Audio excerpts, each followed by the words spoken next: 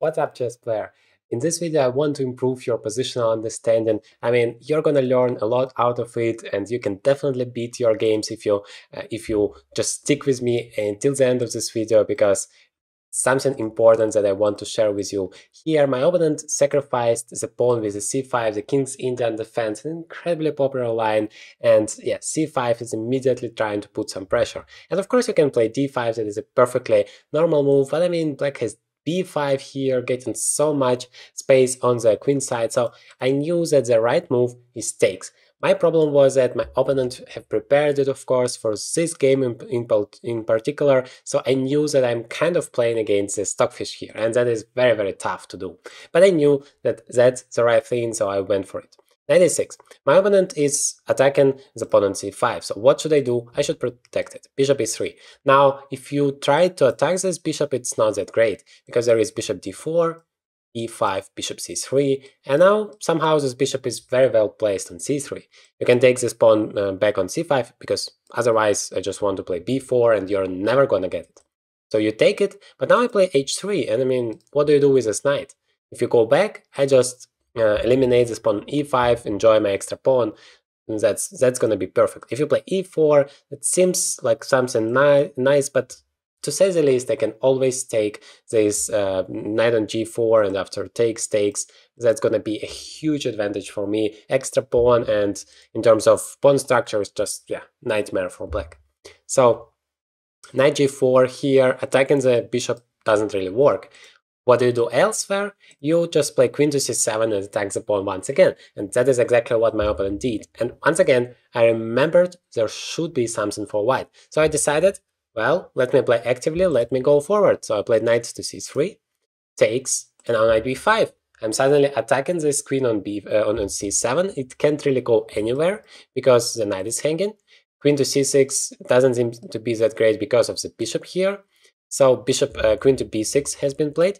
And now there are some difficulties with the move b4 because it's gonna attack the knight is pinned, you can't move the knight, so you're gonna lose the knight. That is so simple, but my knight is also hanging. That is my problem, so I have to defend it, either with a4 or with c4. And I thought for a long time here and chose the wrong one. a4 is the best move in this position. My problem with that was that in some variations, like, I don't know, knight g4 or whatever it was, e5 maybe here, if I step back, there is knight takes a4, at least I thought so, and then takes on b5. But according to the engine, that's completely winning. First of all, because I have blundered the fact that knight is hanging on g4, that is completely possible if you're sitting there calculating the variations. Such a detail might be too small here, especially since in the starting position the knight is on f6, so in the finishing one you just never realize such a thing. But also here, after e5, I should just take on c5. That is the best thing I can do. Queen takes, and then I have such a powerful knight on d6 that is just outweighed everything else. The fact that my opponent has two bishops, well, you can't really say that this miserable animal on c8 is a real bishop. Why did I say animal? Because they call the bishop an elephant in Russian, so that is why I'm used to it as an animal. Anyway, this position is great for white, so a4 should have been the move. I played the move c4 instead, and it's still good. I mean, nothing really bad with it, but after a5, suddenly I realize it's not that simple for me. I don't have any direct way to continue, because if I play a4 and my opponent plays a5, then I have some ideas like knight a4, knight c4, attacking this queen. Queen has no good squares to go, and yeah, that is something. But here my pawn stands there, and because I missed that a4 resource, I was thinking about it, but I thought it's bad for me. Now suddenly after a5, I don't have that interesting idea, and otherwise it was so difficult to come up with the right plan for me. I played here h3, which is the right move. I played here knight d4, which is the right move.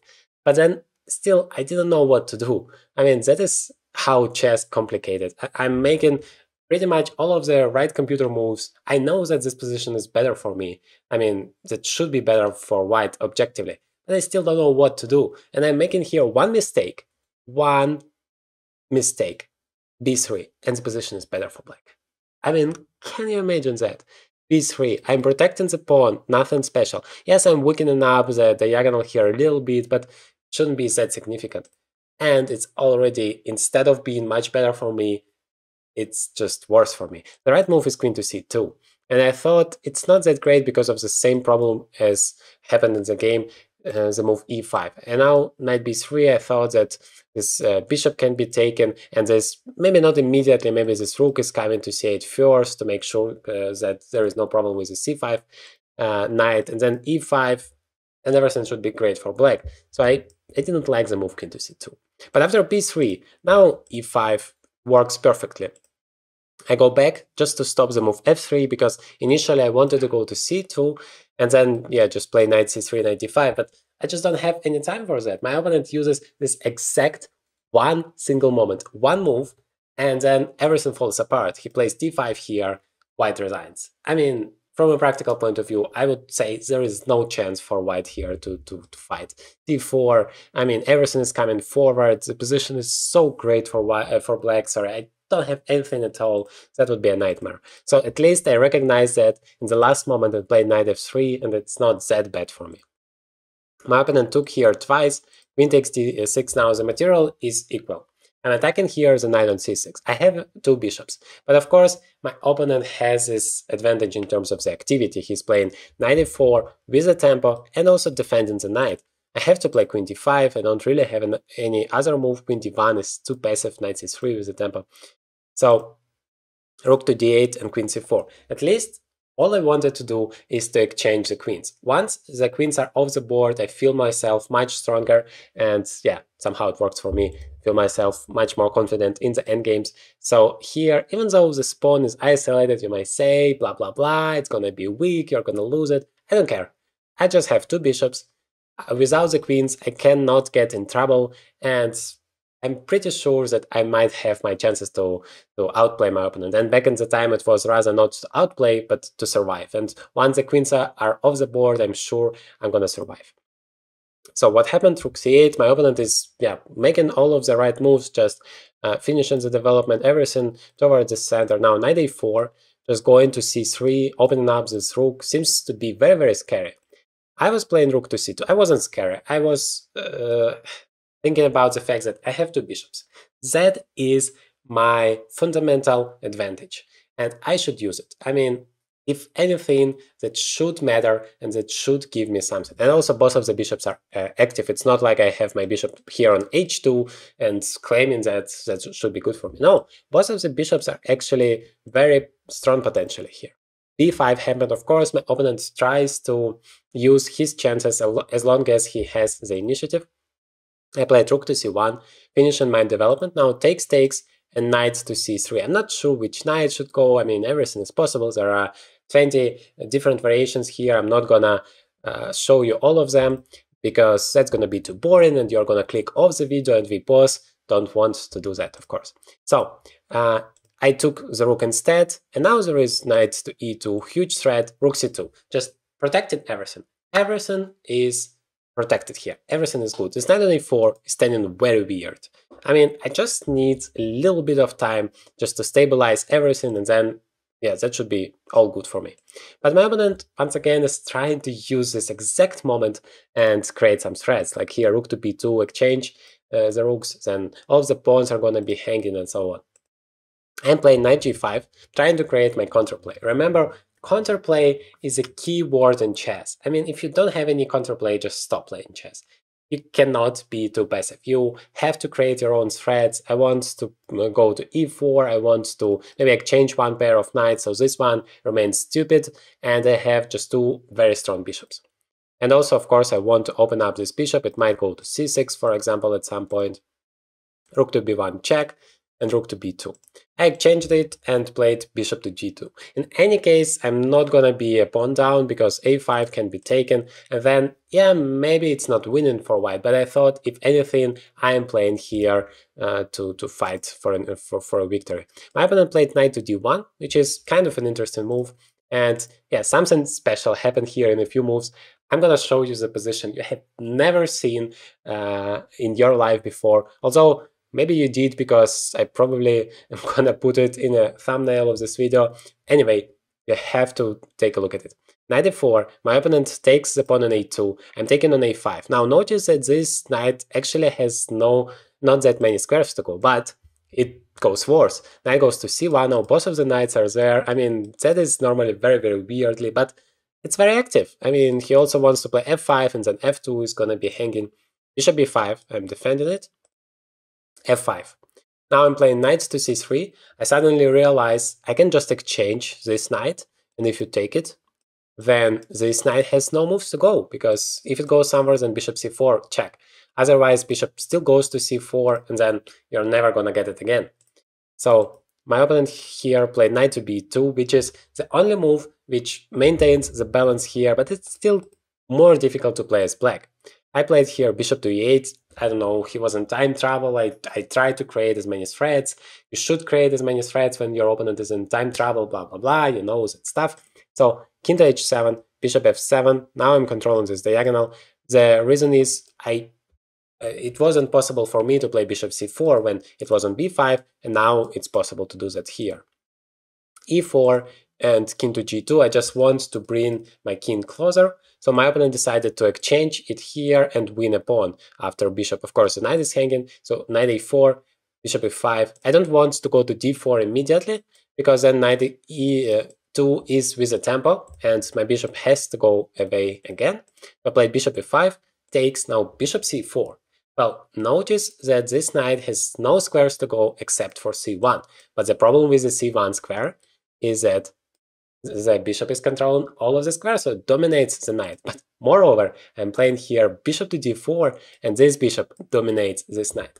And the king has also no moves at all. How incredible this position is. And how more incredible it might feel for you if I say that this position is a draw. It's not winning. I was so sure that it's winning when I played the move bishop to d4. I mean, I was in time travel too, so I didn't have any time to think. I just thought that it's very inconvenient for my opponent here to deal with all of those miserable knights. But still, this position is a draw. Can you imagine that? I understand my opponent is a pawn up, but both knights are just so useless. Both bishops are so centrally placed, so beautiful, and that's a draw. I mean, that's, for me, it's so amazing here. But what happened? How it's a draw? My opponent played knight d3. He spent pretty much the entire 30 minutes increment that he got.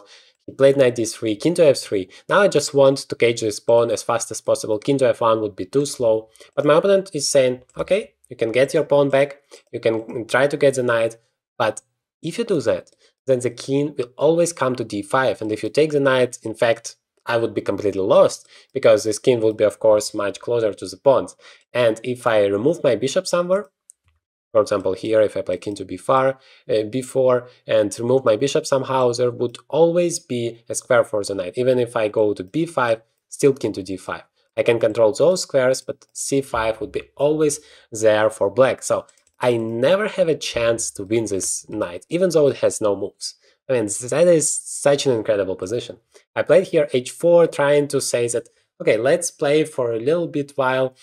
Maybe I'm gonna try to create some difficulties, ask some questions. But my opponent said, I want to be the aggressive guy here, so I'm gonna play f4. I wanna destroy your pawn structure. I wanna get all of your pawns and make a draw without even you trying to create something. So he played king f5. I mean, I would say from a practical point of view, king to d6 is simpler. It felt for me during the game, because you don't need to do anything, and I don't see a way for white to win the game. But yeah, maybe I can try to relocate my king here, and who knows. But f4, according to the computer, is the best move. It's making a draw, but you should be very accurate with that. So takes, king to f5, now attacking here, and I thought that's the point, to take here, and I couldn't realize what is a huge deal. If I just attack the knight, you take here, I take the knight, and it still protects bishop f6, and you always lose this position because the bishop is of the right color. Remember, if you have a light squares bishop and h-pawn against the king, it's always a draw, but a dark squares bishop is always winning, and those 2 pawns don't matter, because I'm gonna get to there with my king, and get both of them and win the game. But the problem is, if I attack, and I did it, my opponent just attacks h4 pawn. And then this h pawn is suddenly so strong. And yeah, that is the right plan. And I haven't understood it in the beginning. Now I see that that's a problem. I'm playing bishop to f6, just defending, because this pawn is so much important than both of those f pawns, because that stops my opponent's passer here. But now knight b2, I cannot save this pawn on h4. So I'm taking it, king takes, and now I'm running as fast as possible. By the way, notice how tricky that is. I can take the knight here, but then my king would be so far away from the action. And in the endgame, you always want your king to be as close to the action as possible. That is why I'm playing bishop to f6, provoking this move, knight to b2, so that my king is not there but here, and so I'm closer to the action here. And the action is, of course, on the king side, and I hope that was not too fast so you understand my point. So king to h4, takes, king to d3, king to f3. Of course, that is very smart for my opponent. He's not allowing my king to get there, yeah, like I said, to the action. I'm playing here bishop to f6 because I want to stop this h-pawn. Otherwise, it's gonna just become a queen, and I don't want that.